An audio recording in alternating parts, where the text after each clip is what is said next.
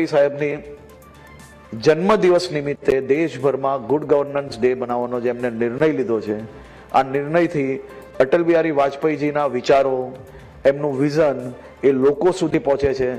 ગવર્નન્સની અંદર આ વિષયોની ચર્ચાના કારણે નવા લોકો જે ખાસ કરીને સરકારમાં જોડાયા છે તે લોકોને બી માહિતગાર થઈ શકે છે.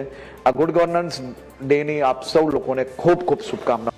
અને ગુડ ગવર્નન્સ આપણે બધાની મગજમાં પણ છે કે ભાઈ આપણે ગુડ ગવર્નન્સ લોકો માટે, લોકોની સુખાકારી માટે એમણે દરેક કામ, માનનીય વડાપ્રધાનશ્રીની દરેક યોજનાઓ જુઓ તો એ બધી જ યોજનાઓ નાનામાં નાના માણસને, છેવાડાના માણસને કેવી રીતે પહોંચાડી શકાય, અને સરકારી યોજનામાં પણ કોણ છે મધ્યમાં, તો કે સામાન્ય માણસ, નાનો માણસ, એને મધ્યમાં રાખી, એને કેન્દ્રમાં રાખી અને બધી યોજનાઓ બનાવી છે. મને દેખાઈ રહ્યું છે કે ગુડ ગવર્નન્સ અને ગુડ ગવર્નન્સનો શબ્દ એ બંને વસ્તુ લોકો માટે થઈને એ સ્વીકૃત બન્યો છે. જનતા એમાં જોડાણી છે.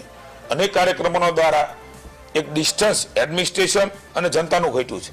એ ગુડ ગવર્નન્સના ઉત્તમ ઉદાહરણો એ પણ આપણે રાજ્યમાં જોયા છે. હું આજના દિવસે અટલજીના જન્મદિવસે ગુડ ગવર્નન્સ ડે તરીકેની ઉજવણી ભારત સરકાર અને ગુજરાતની રાજ્ય સરકાર કરી રહી છે, ત્યારે હું તમામ જનતાને શુભકામના આપું છું અને ગુજરાત સરકાર વતી ભરોસો આપું છું કે આ અવિરતપણે ચાલતી યાત્રા એ વધારે વધારે ગુડ ગવર્નન્સ થકી, લોક કલ્યાણકારી યોજનાઓ થકી એમના જીવનનો બદલાવ થાય મોદી સાહેબના નેતૃત્વમાં. એના માટે રાજ્યની ભૂપેન્દ્રભાઈની સરકારે કામ કરતી રહેશે.